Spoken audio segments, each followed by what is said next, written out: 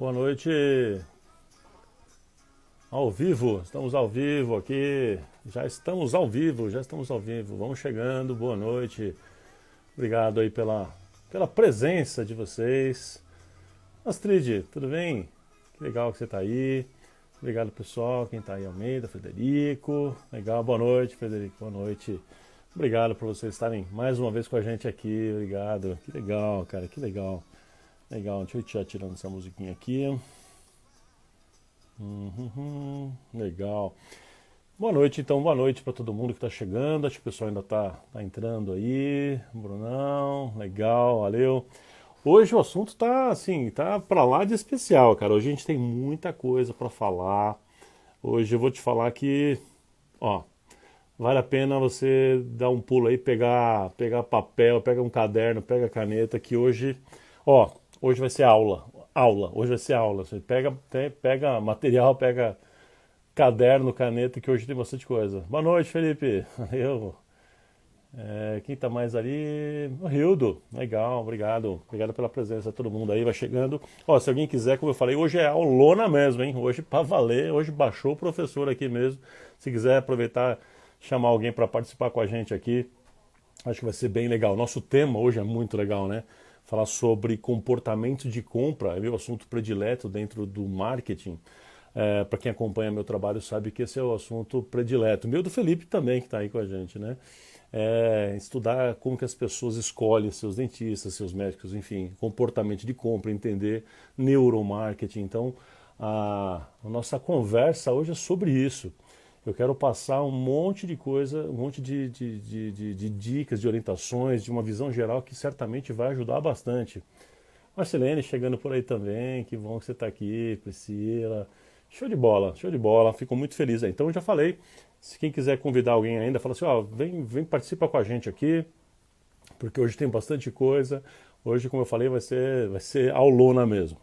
Bom, enquanto o pessoal está chegando aí, quero fazer alguns avisos também é, com relação ao grupo nosso do Telegram. Então, algumas pessoas me perguntaram, né? Falaram, alguns não estavam conseguindo entrar, algumas pessoas me perguntaram como é que é isso, então, para relembrar. Então, assim que a gente começou esse projeto, eu montei um grupo no Telegram, para quem não conhece, algumas pessoas ainda não conhecem. O Telegram é um aplicativo similar ao WhatsApp, tá? Muito similar.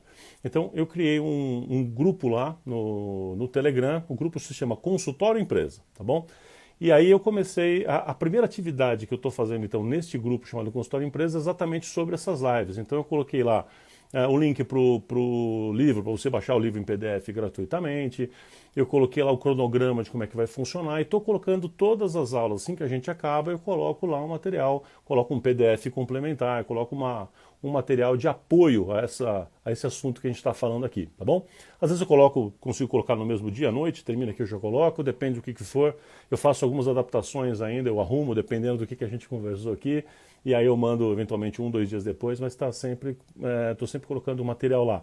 Então, entra lá. Se não sabe bem como chegar, você pode me perguntar ou quando acabar a nossa live aqui, você vai na minha biografia, aqui na bio do próprio Instagram, vai lá e tem um link, né? Naquele link vai abrir uma página cheia de tudo quanto é contato meu e você vai encontrar o grupo do Telegram, esse grupo chamado Consultório Empresa. Tem um outro canal no Telegram que eu tenho lá também, que chama Gestão da Crise, Grupo Tomás Gestão da Crise. Lá eu coloco informações sobre o que fazer nesse momento de crise com os consultórios, o que é relevante ou não. Eu coloquei lá um monte de vídeos e de informação interessante. Então lá é o canal onde eu coloco informações sobre orientações para o que fazer nessa fase de pandemia, de quarentena, tá bom? Mas então, aquele é outro canal.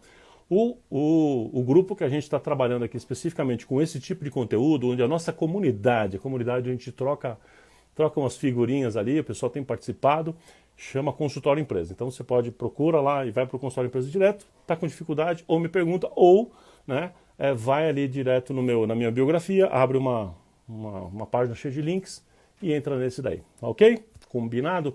Boa noite para quem está chegando aí, quem mais está aí? O Igor, Carol, Lírio, é isso? Não, quem é? Flávia, é Flávia. Legal, obrigado pela presença mais uma vez. Estou vendo que várias pessoas já estão aqui, já participaram de outras lives aqui também. Então, obrigado pela participação. E eu quero fazer dar mais um recadinho antes da gente começar no assunto propriamente dito, perdão, que é o seguinte, tem um podcast, não sei se vocês acompanham o podcast, eu tenho um podcast chamado Consultório Empresa, que novidade, e o podcast Consultório Empresa que está com episódios semanais desde início de fevereiro ou março de 2018, portanto tem uma carga horária de conteúdo gigante lá já. Então você pode procurar e acompanhar o podcast Consultório Empresa no Spotify, no SoundCloud, no Deezer, no Spreaker, por onde você preferir. Se você usar iPhone, tem lá nos podcasts do próprio iPhone, tem um aplicativo só de podcast, entra lá e procura Consultório Empresa, segue lá, ouve, tem material pra caramba, é gratuito, vale a pena. Mas por que eu estou falando isso? Porque o episódio, a live passada que a gente falou, né, trazendo a voz do cliente para dentro da clínica, né, tem um episódio que é o episódio 8, nós estamos no 81, pra você ter uma ideia, mas o episódio 8, um episódio velho, episódio já publicado em 2018, chama A Voz do Cliente. Então nesse episódio eu falo sobre aquele assunto, sobre como fazer as pesquisas. Então se você quiser, ouve esse episódio, ouve outros também, mas esse especial ele vai complementar o assunto da live passada, caso você tenha participado aqui com a gente e falou, poxa, que legal, queria avançar mais nesse assunto, né? Então fica a dica de ouvir o episódio 8 do podcast Consultório Empresa. Então procura lá. Se você quiser também preferir ver, né? Se quiser também, no canal do YouTube da empresa nossa, Tomás MKT, T-O-M-A-Z MKT, Tomás, né? Gestão e Marketing, nosso canal do YouTube, também tem os episódios. Só que no começo os episódios tinha uma imagem fixa e só o áudio, e só recentemente que a gente começou a colocar em vídeo também. Então também tem vídeo. Então os desse ano estão todos em vídeo também. Então se quiser, tem esse canal como alternativa. Beleza? Então por isso que nós estamos aqui, para relembrar, porque o livro Marketing para Dentistas, né, fez 20 anos, né, e a gente está encerrando a carreira dele. Então eu estou passando por todos os capítulos, falando um pouco de cada um, relembrando e reforçando alguns temas, e também pelo fato de que eu vejo, e cada vez mais parece que isso só piora, cada vez mais pessoas praticando e fazendo e falando e divulgando um marketing completamente equivocado, completamente errado. Então o que a gente precisa fazer é consertar um pouco tudo isso, falar do marketing raiz, o marketing de verdade, é por isso que a gente está aqui, beleza? Então aqui é para falar do marketing raiz, o marketing de verdade, não firulinhas, firulinhas e firulinhas. Beleza, então falei no começo, para quem está chegando aqui agora, pega lá papel e caneta, porque hoje vem aula para valer. Hoje não vai ser mais ou menos assuntinho, é aula mesmo. Preparados? Vamos lá? Então vamos lá. O assunto de hoje é como as pessoas escolhem seus dentistas. Então vamos lá. O capítulo correspondente no livro, o capítulo central do que eu vou falar é o capítulo 10, que é o comportamento de compra, ou seja, como que as pessoas se comportam no processo de escolha, né? O que eu vou falar hoje aqui, muito disso está no livro, mas olha que interessante que eu vou fazer hoje. Uma parte que eu vou falar então está no livro, no capítulo 10 aqui, uma parte do que eu vou falar está neste outro livro, que é o Consultório Empresa, tá? Está nesse outro livro. E uma parte está num livro irmão do Marketing para Dentistas, que é o Marketing para Médicos. Aqui, num capítulo similar, eu coloquei mais informações do que está no Marketing para Dentistas. Como eu fiz ele depois, ele acabou tendo um pouco mais de informação. Então, tem um pouquinho em cada um, tá um pouco de cada um, e algumas coisinhas eu vou colocar de uma forma adicional, porque é uma forma mais de que eu penso agora, tá? Então, vamos lá, vamos entender então como é que funciona isso. Comportamento de compra significa o quê? Como é que é o processo mental, como é que é essa jornada da pessoa comprar ou escolher um profissional de saúde, escolher um dentista, um médico, um fisioterapeuta. No caso, nós estamos falando aqui especificamente nesta série, mais para dentistas. Mas isso que eu vou falar vale de uma forma geral, né?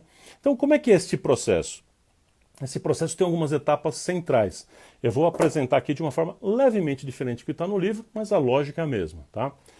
A primeira coisa que vai precisar acontecer, eu vou falar de todas elas de uma forma direta e simples, depois eu vou aprofundo, tá bom? Então, presta atenção. A primeira coisa que vai acontecer, que precisa acontecer, é que o nosso cliente aí, ele precisa perceber a necessidade. Ele tem que reconhecer a necessidade de um problema. Porque em saúde ninguém compra uma solução para um problema de saúde que não reconhece que precisa. Ah, eu não preciso dessa cirurgia, eu não vou fazer a cirurgia. Eu não preciso de um tratamento de tal tipo, não preciso de um implante, não preciso, não preciso. Né? Se a pessoa acha que não precisa, né? Então, daqui a pouco eu entro mais nesse assunto. Então, a primeira etapa é, ele tem que reconhecer a necessidade. A etapa 2 é, o cliente vai analisar alternativas. Então, dentro de analisar alternativas, tem vários subitens que a gente vai falar. Então, ele reconhece a necessidade e aí, de alguma maneira, ele vai procurar alternativas. Vai acontecer alguma coisa ali com ele. Depois que ele analisar alternativas, ele efetivamente compra, ou seja, ele faz a escolha propriamente dita. E depois tem uma outra fase, que é muito negligenciada, mas extremamente importante, que é a fase do pós-compra, que é o que acontece com a pessoa depois que ela efetivamente fecha um tratamento de saúde. Como funciona o processo mental desse processo de escolha e tal, depois que a pessoa efetivamente fecha o tratamento, fala, vou fazer o tratamento. Então, como é que funciona tudo isso?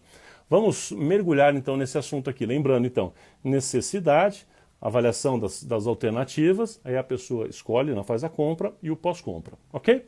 Vamos então passear por esse universo aí?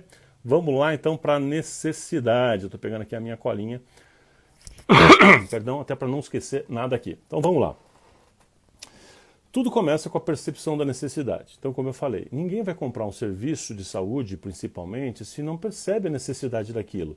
Então, tem pessoas que, por exemplo, tem uma hipertensão muito grande, ou tem uma glicemia equivocada, ou tem um espaço faltando 2, 3 dentes aqui. Ou seja, tem um problema dermatológico, mas ela pode não saber que tem. Então, existem clientes que pode ter o problema, existe a necessidade, mas ele não tem a noção de que tem isso, que tem o problema, para poder ir buscar. E se ele não sabe do problema, se ele não sente a necessidade, ele não vai buscar.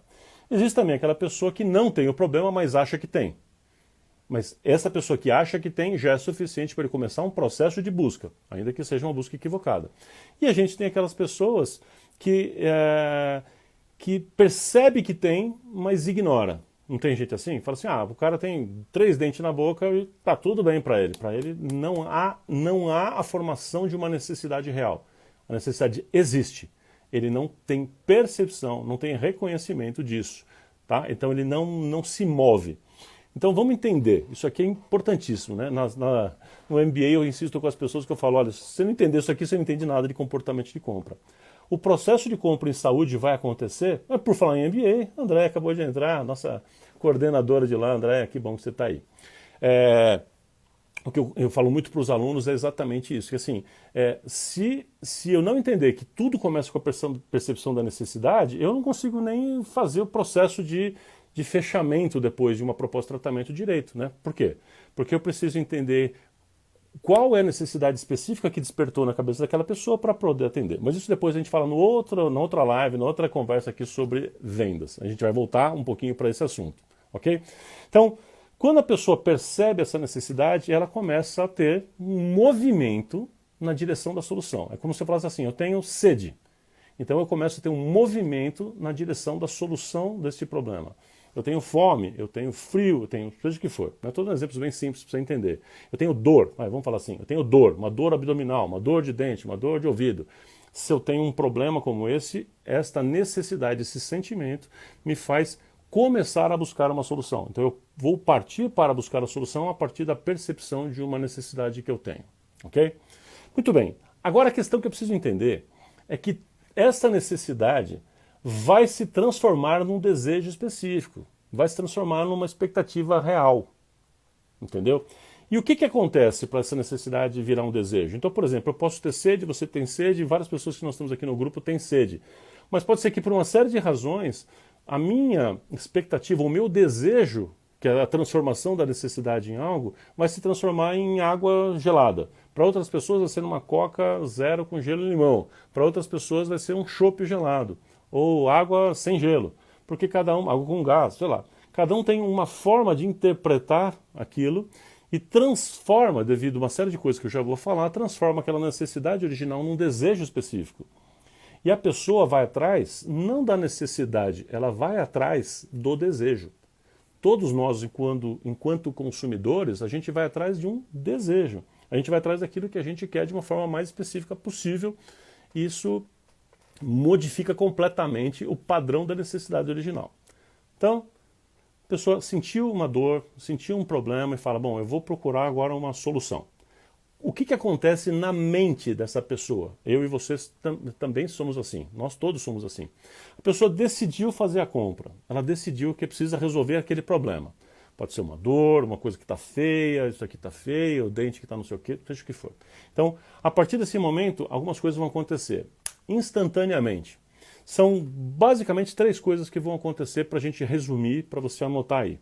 Então, a necessidade, para a necessidade se transformar em desejo, 3 coisas fundamentais vão acontecer, ok? Experiências passadas, cultura e informação. Então vamos entender cada uma delas por sua vez. Experiências passadas.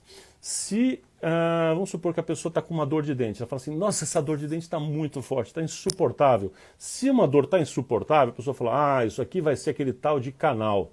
Putz, canal é horrível. Aí ela vai lembrar de todas as vezes que ela já passou por dentista, qual foi sua experiência com dentistas, que foi péssimo, que o dentista machucou, que foi horrível, que ele detestou anestesia, que ele detestou passar por lá e que machucou o lábio.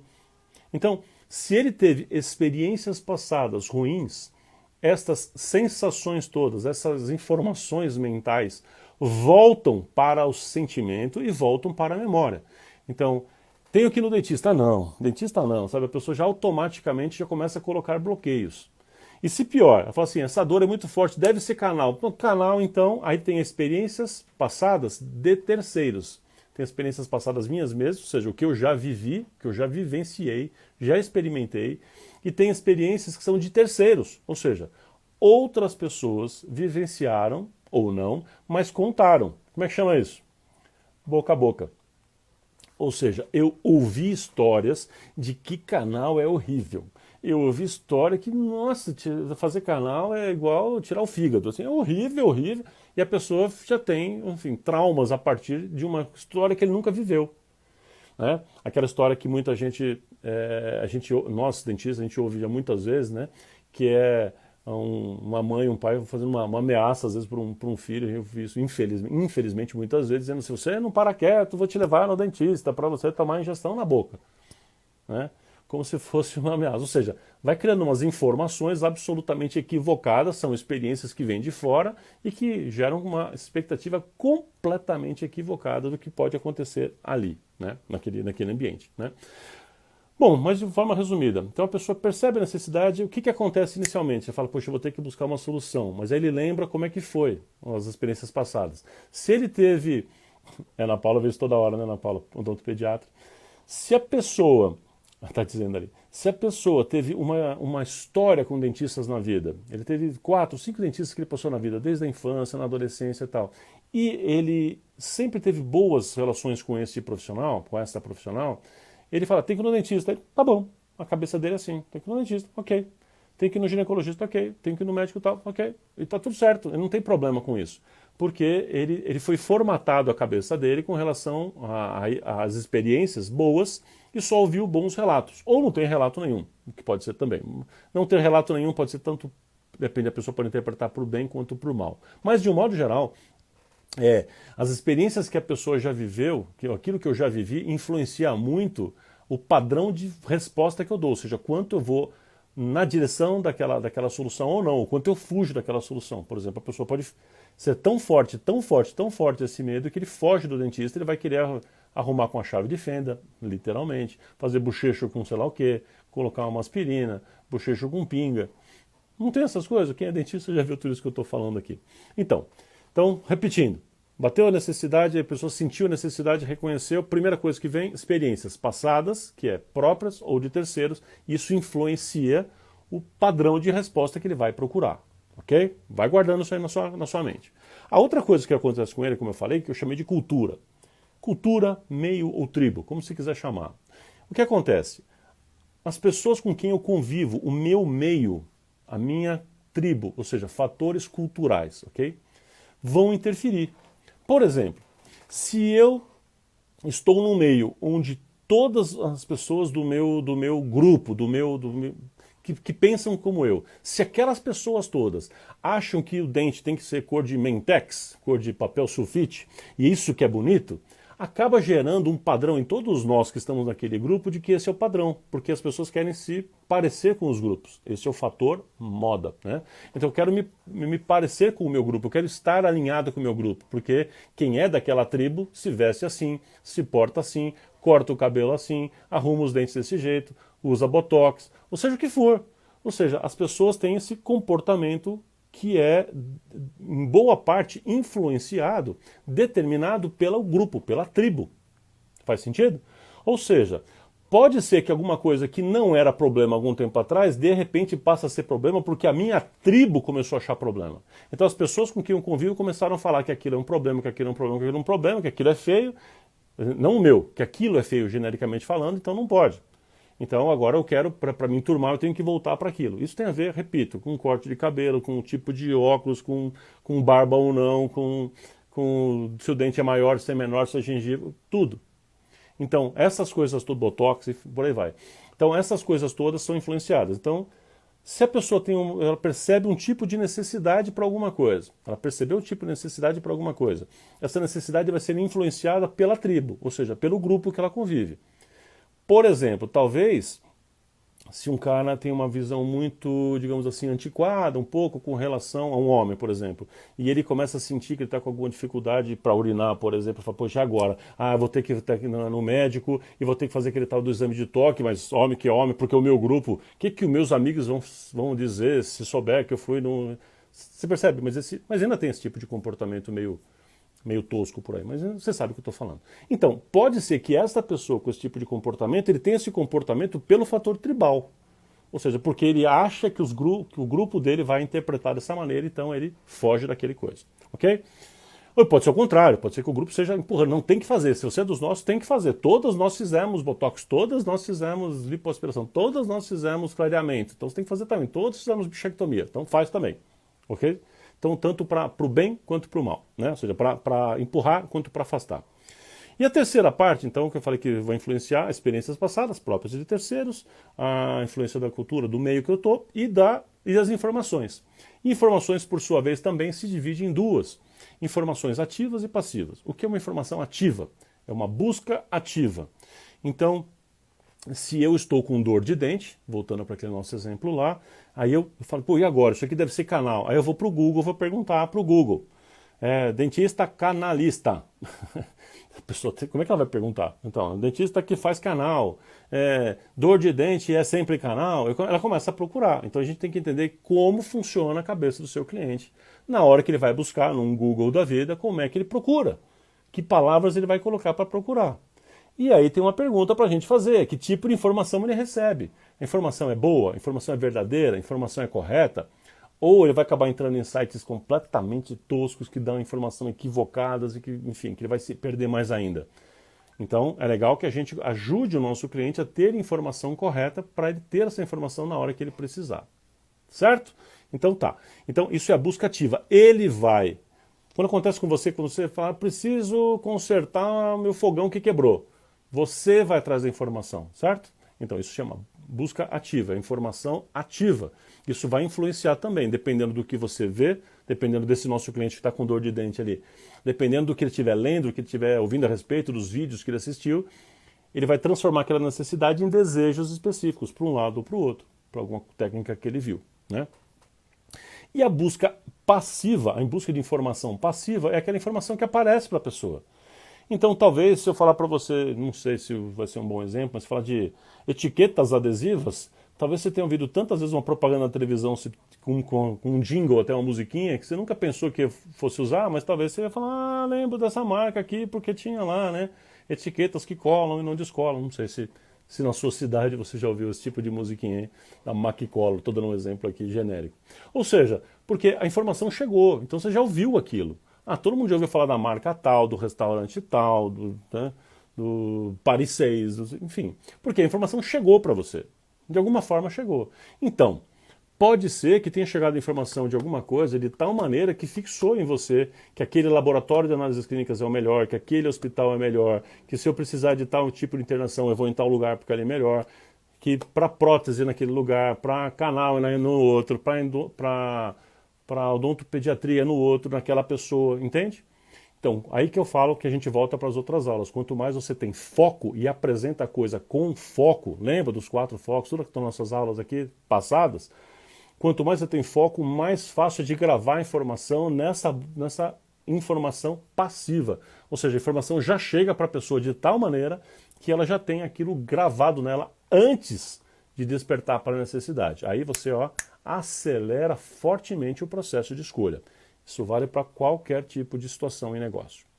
Então, estamos na primeira fase ainda. Então a pessoa percebeu a necessidade, vamos lembrar? Experiências passadas próprias e de terceiros, o fator do meio que vai influenciar, que a gente tem que reconhecer que isso influencia, né?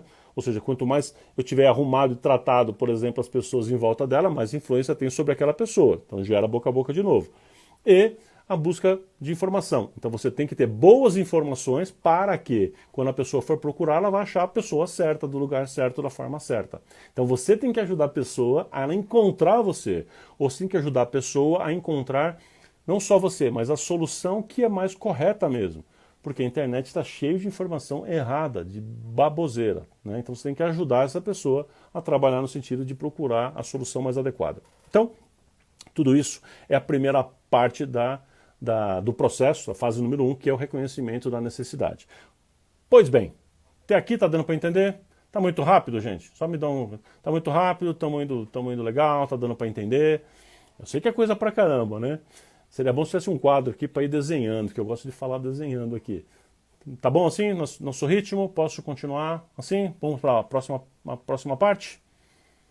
Isso aí, beleza, joinhas, estão me dando uns joinhas, obrigado. Então acho que, vamos lá, valeu Marcelene, valeu. Então tá bom, então vamos lá, vamos nesse ritmo então, valeu. Próxima etapa agora é a análise das alternativas. Agora entra uma fase importantíssima, porque, lembra, a pessoa teve aquela necessidade e ela começou a ter influências.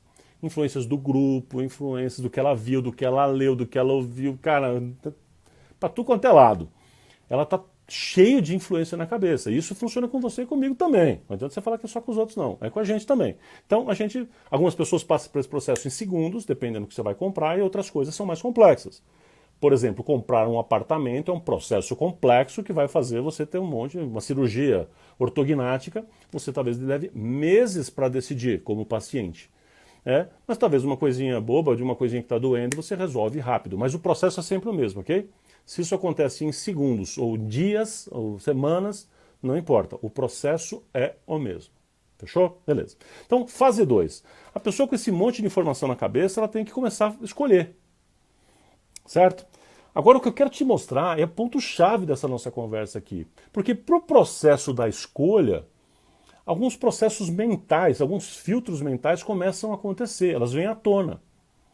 Eu mapeei, ao longo dos anos, eu fui mapeando, e eu mapeei o que eu chamo de riscos, ou medos, como você quiser chamar. Eu prefiro chamar de riscos, que é risco que a pessoa sente, ela sente que tem um risco de, e ela tem medo daquilo, certo? Tudo faz, você pode chamar os medos ou os riscos. E esses riscos, se ficarem presentes, vão virar objeção. Anota aí, qualquer risco que permanecer presente para ela vai virar objeção, ou seja, vai ser um motivo para ela falar não. Ok? Então, se você é a pessoa que consegue fazer com que essa pessoa tenha todos os seus riscos, esses seus medos eliminados, a sua chance de fechar é imensamente maior. Tá? Então, vamos entender isso aqui, quais são esses itens que eu mapeei aqui. Número 1, risco funcional.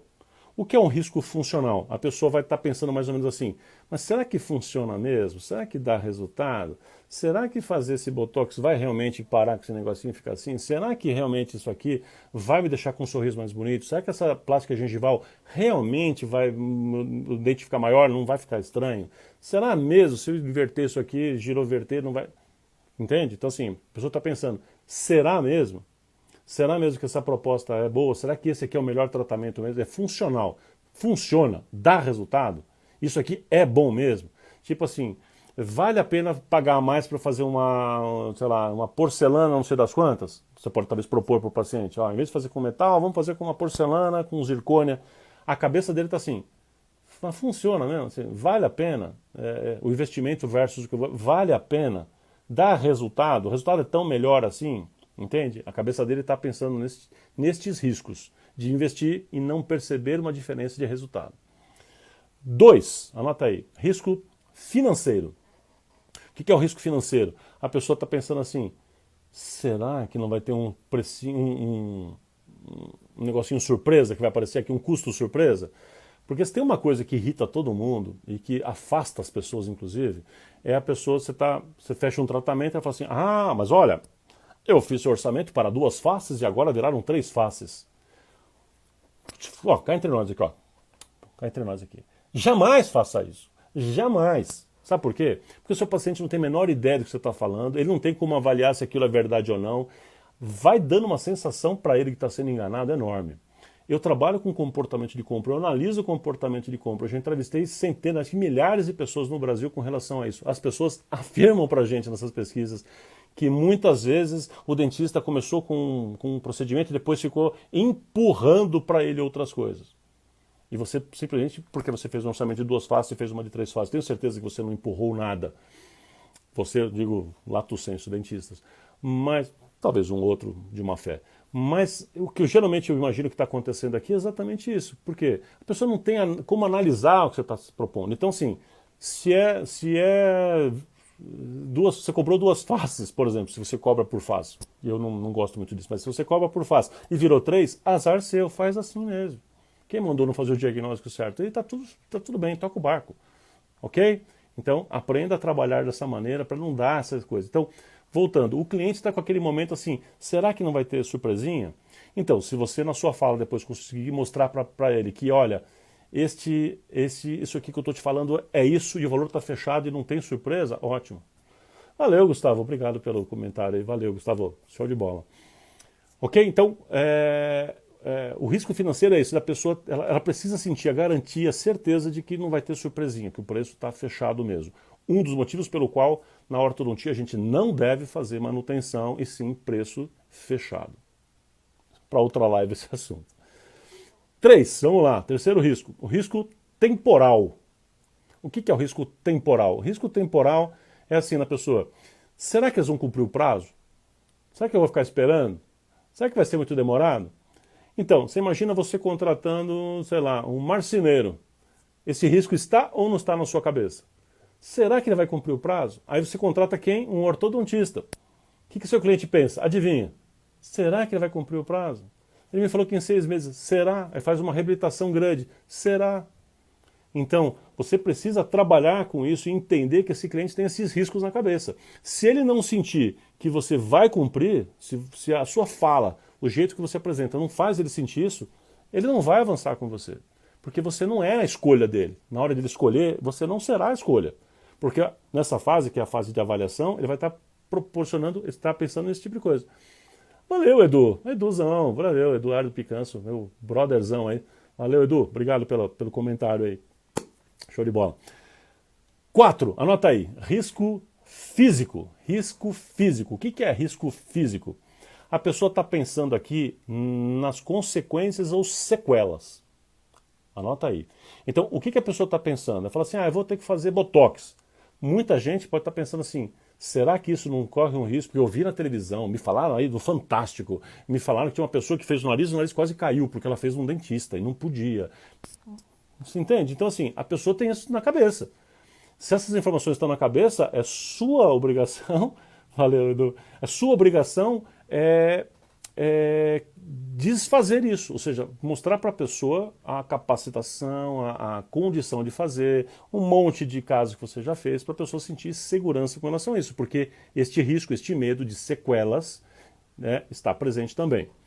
Então, 3, 4, 1, 2, 3, 4, o quinto agora, né, quinto, que eu não numerei ali. O risco psicológico. O que é um risco psicológico? É assim, a pessoa às vezes, sabe que ela tem medo? É do diagnóstico ou do prognóstico.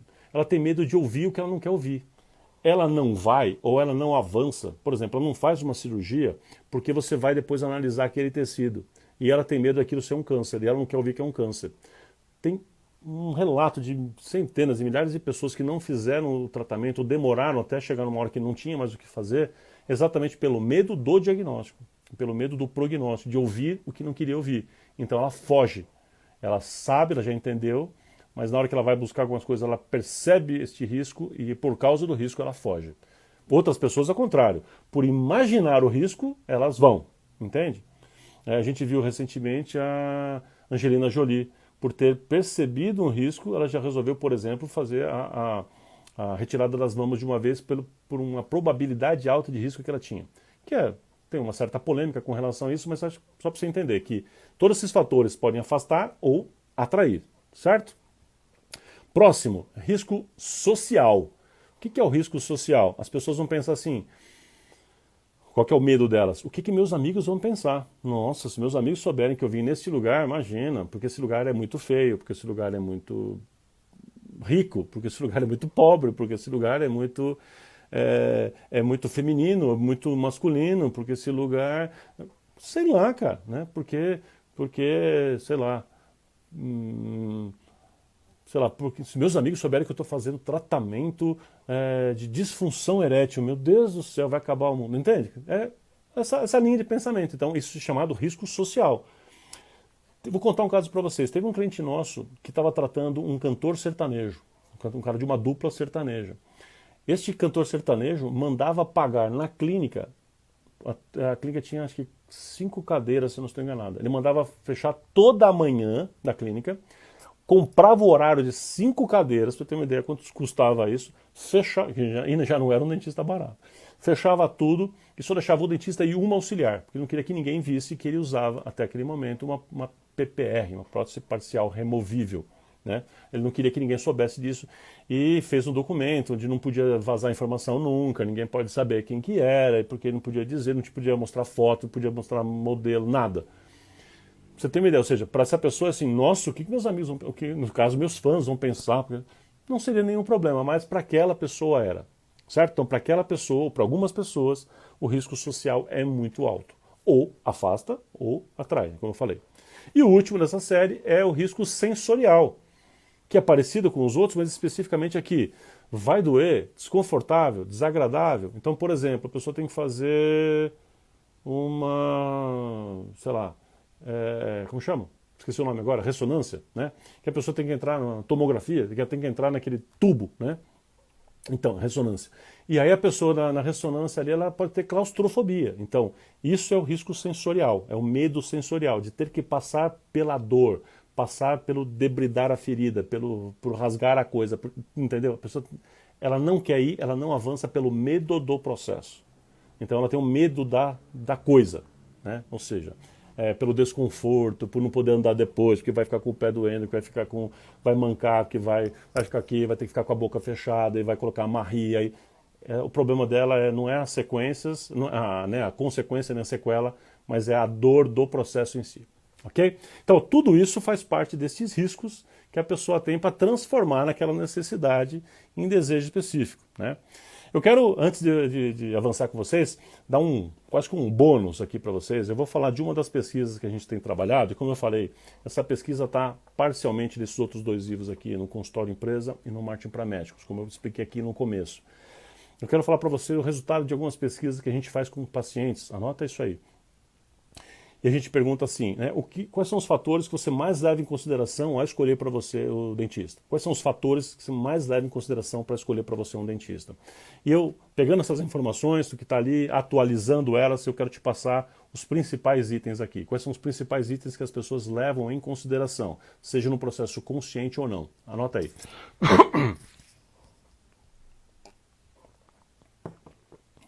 Primeiro, deixa eu colocar eles aqui, peraí, em ordem aqui.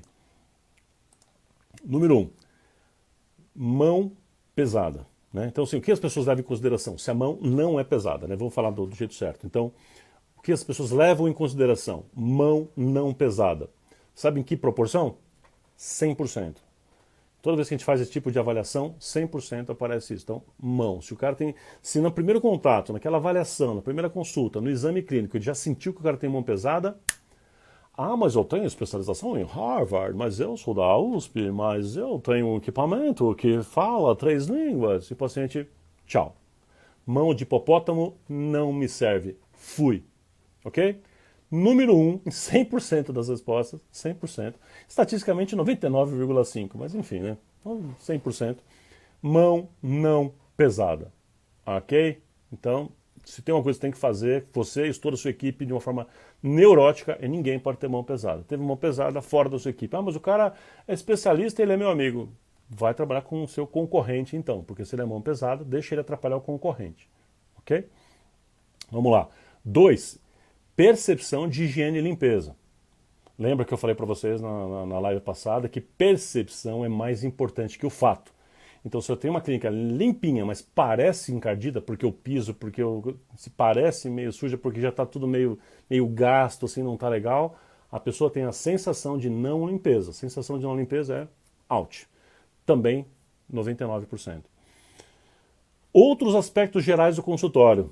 Né? Na outra live, acho que foi na segunda live, se não me engano, que a gente falou sobre o mix de marketing, é o item que chama evidências físicas, physical evidence ou percepção. Então, o jeitão do consultório, o cenário, o jeito como ele é determinante. Olha que interessante. O pai do marketing, Philip Kotler, ele fez um livro, tem uns 10 anos, eu acho, atrás, talvez um pouco mais, que é só de marketing em saúde. Só que ele fez um estudo muito dos Estados Unidos, um pouco do Canadá, ele não chegou muito pra gente. Mas, de qualquer forma, o estudo que ele fez lá comprova a mesma coisa que eu estou falando aqui, e eu já tinha publicado antes dele. Olha que legal, hein? Eu já tinha publicado isso aqui antes dele, bem antes, inclusive. E ele chegou a essa conclusão, que aspectos gerais do consultório, ou seja, o aspecto físico, é determinante para a escolha. Porque as pessoas escolhem com critérios subjetivos. Parece bom, ok. Parece ruim. Parece sujo. Parece antiquado. Parece moderno. Parece, ela não sabe. Então, o aspecto é o que dá mais certeza. 72% então responderam isso, né?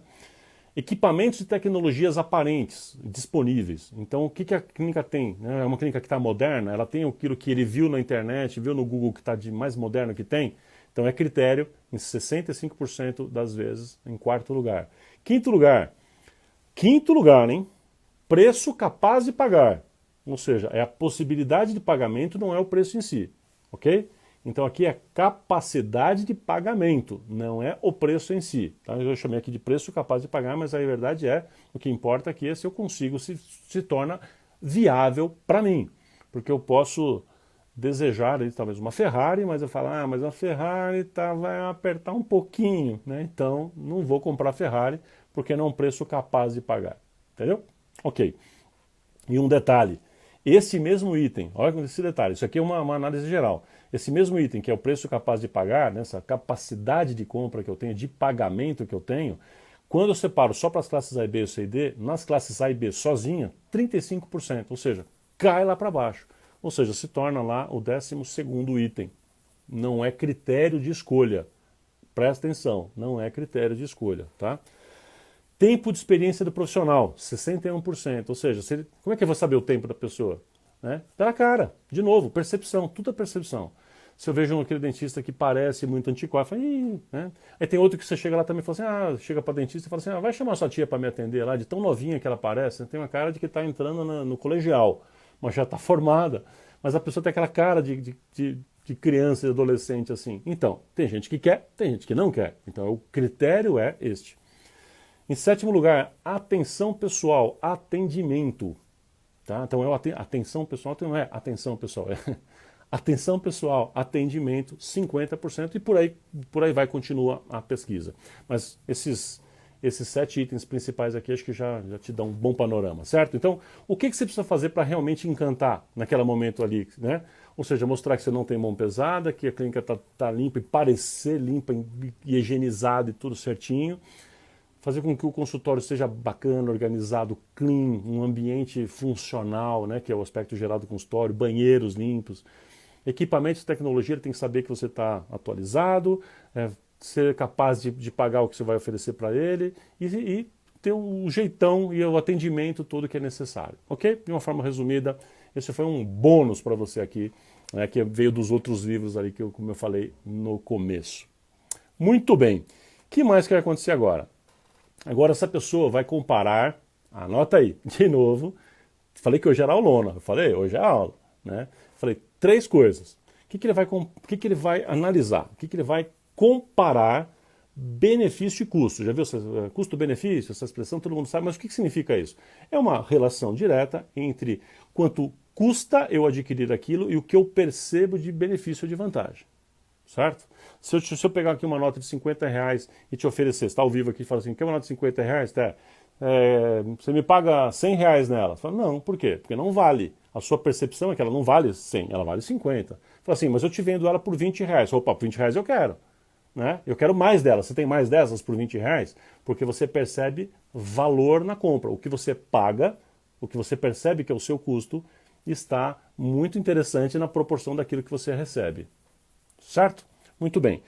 Quais são os custos? Custo não é só dinheiro. Então, custo, anota aí. Custo é dinheiro, custo é tempo e custo é garantia. Garantia. Vamos entender isso. Então, assim, o que é esse benefício e custo que eu estou falando aqui? Então, custo é quanto eu vou desembolsar. Sim, mas o custo também é o tempo.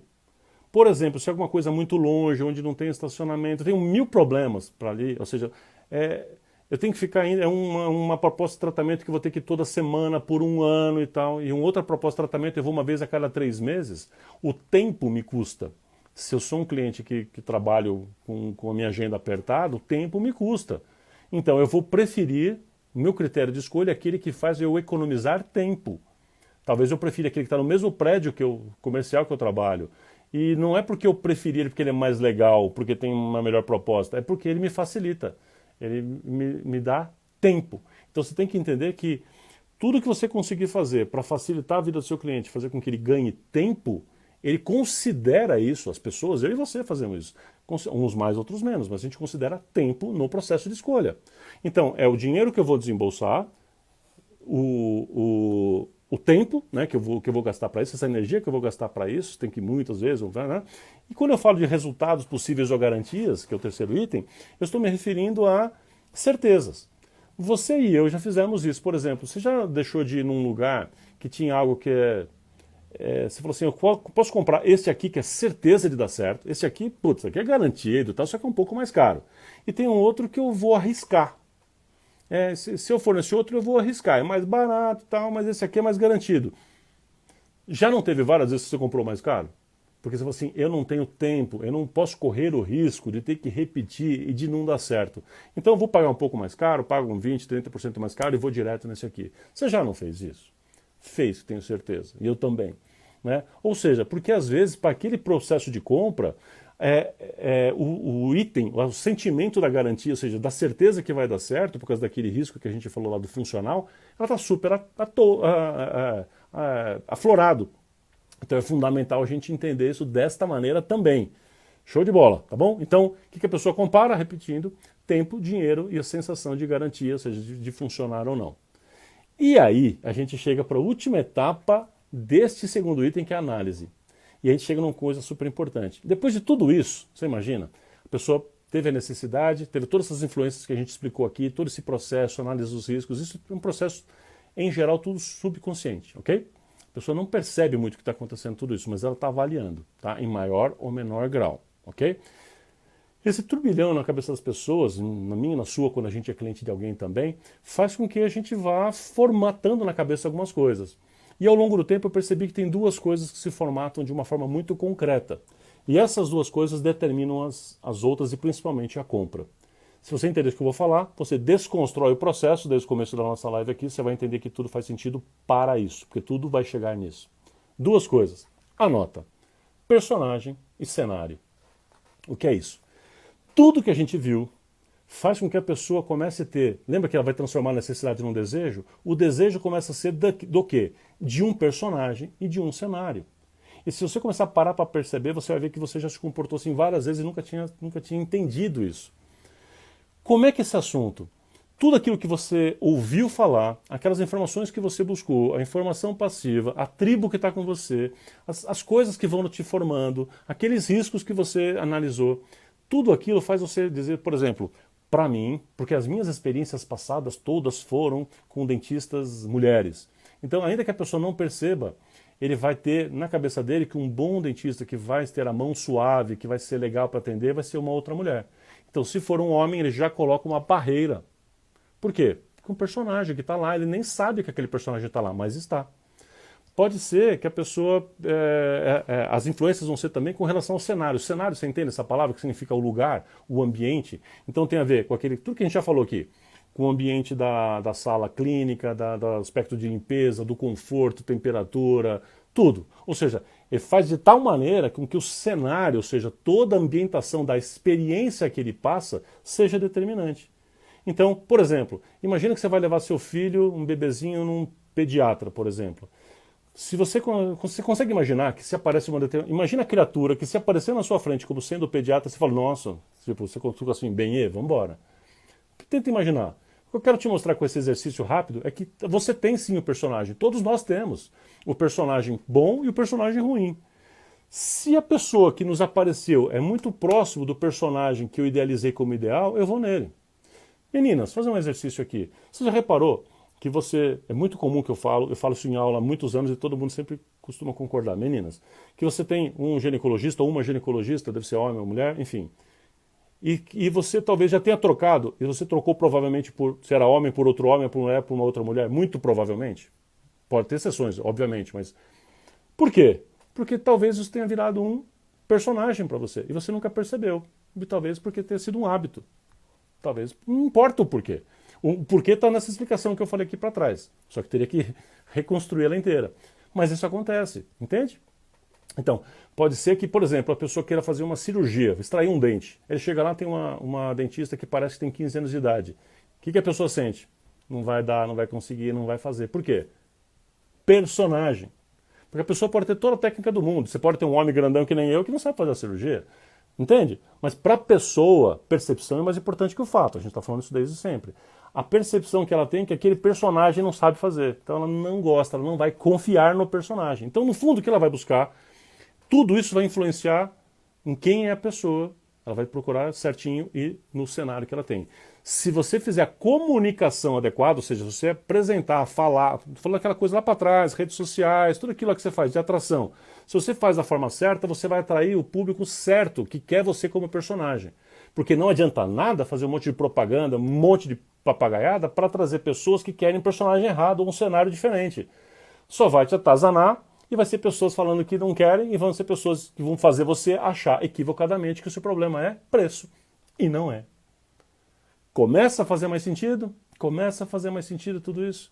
Ou seja, essa construção do personagem subconsciente é determinante para o processo de compra. É isso que eu queria que você entendesse. Para a gente ir caminhando para o final, que falta poucos minutos para a gente aqui. Então, percebeu a necessidade? Aí ela faz tudo isso para avaliar. Aí o que ela faz? A compra. A compra é uma decisão. Agora, presta atenção. Sabe o que a pessoa compra na área da saúde? Que ela compra com você? Promessa. Promessa. Só. Presta atenção. Ela compra uma promessa. Você falou assim, não, mas olha, aqui seu dente está assim, e aí nós vamos fazer, ele vai ficar desse jeito, vai ficar bonitão. Olha aqui olha o que eu tenho aqui no computador para te mostrar como vai ficar. Olha esse mockup aqui. Você está comprando o quê? Promessa. Então a gente tem que entender que vender serviço, e eu falei isso na live 1, tá? Eu falei isso assim, porque o que a gente vende é intangível, lembra? Que a pessoa não pega. Então, e é variável, ele varia cada vez, e não dá para separar, eu falei essas características todas do serviço. Então, a pessoa tem que confiar de tal maneira que ela vai falar assim, bom, essa entrega vai ser feita e eu confio que essa pessoa vai entregar o que ela está me prometendo. O que eu estou sentindo que ela vai entregar, ela vai entregar. Por quê? Se ela não entregar, tem uma coisa errada. Então, isso faz com que a pessoa... Se alguma daquelas objeções foi atropelada, se alguma objeção daqueles riscos, lembra dos riscos, foi atropelado, isso vai se transformar durante o processo da conversa, do tratamento com você, vai voltar. E você faz um tratamento ortodôntico e vai começar a te perguntar, mas aí, doutor, vai ficar pronto quanto? Você não combinou com o cara que era 2 anos, agora tem 6 meses depois, 10 meses depois, ele já está te cobrando isso? Porque ele começou a sentir que parece que não está avançando, acho que ele está me enrolando com essa tal de manutenção. Ele começa a te dar sinais e assim, ó, quando ele te pergunta, vai demorar? Ele sabe se tinha combinado. Ele só está te perguntando porque ele está te passando um sinal, ainda que seja subconsciente de novo, dizendo assim, eu estou percebendo que você está demorando mais. Ele está achando, e percepção é mais importante que o fato. Ele começa a achar que você está demorando. Por isso é importante também, no processo de compra, enquanto eu entrego, sempre ficar mostrando para ele o que eu estou fazendo. Isso então a gente já entra no pós-compra, a última fase. O que é o pós-compra? é que ele tem que ser reforçado o tempo inteiro de que está fazendo a escolha certa, de que fez a escolha certa e continua com o profissional certo. Ou seja, aquele processo todo de, vamos chamar assim, de convencimento, de apresentar quem você é, de falar da forma certa, que a gente vai trabalhar mais depois numa outra conversa dessa aqui, que faz parte do livro, um outro capítulo sobre vendas, ele vai ter que perceber que isso é constante. Ou seja, o pós-compra. Você já teve alguma coisa que você comprou, você saiu da loja e se arrependeu? Todo mundo já passou por isso. Então, isso não pode acontecer. Ou seja, nunca empurre alguma coisa, nunca force uma venda. Se existe objeção, trata a objeção, até que ele tenha prazer em ficar com você, que seja uma união bacana. Porque união bacana é para sempre, traz outras pessoas. União forçada é quebrada. Aquela mesmo não vai para frente nem traz outras pessoas. Se bobear, ainda acaba falando mal. Todos nós podemos passar por isso, mas você deve evitar de toda a forma possível, ok? Para construir um relacionamento bacana com toda a sua base de clientes. É isso. Olha como a gente sai lá de uma necessidade e transforma num desejo específico do personagem, do cenário, interferindo por tudo aquilo que a gente falou, e chega no final, a gente consegue então apresentar o que a gente faz para o cliente para ele falar assim, é isso, essa pessoa, é isso que eu quero. Quando ele entende isso, e toda compra é emocional, aprende isso, a decisão de compra é sempre emocional, não é racional. Eu explico isso em outra live. Ela é sempre emocional. Se passou pelo processo, você retirou esses medos dele, você apresentou isso com confiança, ganhou. E provavelmente ganhou ele, e se bobear ainda a família dele por muito tempo. Muito tempo. E aí, foi bom? Valeu? Conta aí pra mim, dá um joinha aí, você fala assim, valeu, aprendi bastante hoje, fala alguma coisa, valeu, escreve se valeu, dá um joinha, alguma coisa assim, para saber se valeu o nosso assunto de hoje. Enquanto você está escrevendo aí, valeu, tá mandando um recadinho que eu estou olhando aqui, eu quero fazer um convite final, tá bom? Quero fazer um convite aqui final, não sei se todo mundo sabe, obrigado aí, o pessoal está dando os joinhas, são vários joinhas aí, obrigado, vai escrevendo aí que eu estou olhando. Pessoal, eu quero fazer um convite para vocês. E tem algumas pessoas aqui, inclusive, que fazem parte. Vocês, não sei se todo mundo conhece, eu tenho uma mentoria em grupos, que é uma mentoria online, valeu pessoal, que chama Action. É uma mentoria extremamente prática num grupo pequeno que a gente faz online. Obrigado, gente. Obrigado, Cianara. Obrigado, Edu. E eu quero fazer um convite para vocês, para participar, para quem quiser participar da próxima mentoria. Começa na terça-feira que vem, né? A próxima turma dessa mentoria Action, que é uma mentoria online. Se você quer saber um pouco mais, quer falar assim, como é que funciona isso, entre em contato comigo, por direct, e-mail, como você quiser aí, que eu falo com você sobre isso, tá bom? Então, só quero dizer que vai começar então essa próxima turma da mentoria na semana que vem. E a gente tem, acho que 2 vagas, né? Então, se você tiver interesse, né, fala comigo aí, vai ser um prazer. Valeu, Edu. Valeu, pessoal, pelos comentários. A Ana Luísa tá aí, ó. A Ana Luísa faz parte dessa mentoria, tá dizendo, a mentoria é excelente. Obrigado, Aninha. Ela faz parte dessa turma que a gente fez online, essa primeira turma online, porque antes era sempre presencial. E ela faz parte, recomendo. Valeu. Então, se alguém tiver interesse, fala comigo. Então, fica as lições de casa. Por falar em lição de casa, sempre tem uma lição de casa. Qual que é hoje? A lição de casa hoje é ouvir o podcast. Eu falei que vocês ouvirem o podcast 8, está acabando o nosso tempo aqui. Ouça também o podcast Consultório Empresa, episódio 62. O episódio 62 é As 7 Dimensões da Qualidade em Saúde. Anota aí. Então, ouça esse podcast, vai complementar essa aula, tá? As 7 dimensões da qualidade em saúde. Ou seja, o que o cliente considera qualidade. Qualidade, mas eu faço uma restauração muito boa. Não, não é isso. O que para o cliente é qualidade, tá bom? Então, é isso aí, essa é a sua lição. Ouvir o podcast e pensar assim, como